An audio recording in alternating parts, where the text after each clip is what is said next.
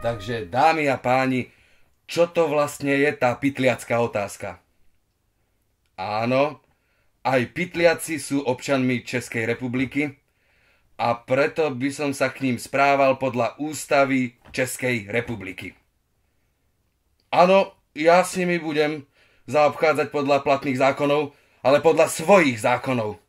A tie budú oveľa, ale oveľa ostrejšie. Počujete ma, pytliaci? Ja viem, že sa na mňa dívate. Viem, že sa na mňa všetci dívate.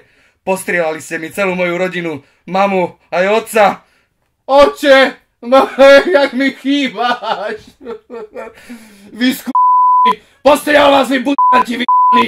Presne tak, postrieľal vás vlastnými zbraňami. Počujete, vylezem tam na tie vaše pozorovateľne a dostrieľam vás všetkých samopálmi, granátmi. Urobím sa vás kašu, vy bastardi, vy jak ja vás neznášam! Ježišmarja, jak ja vás nenávidím! Mrku!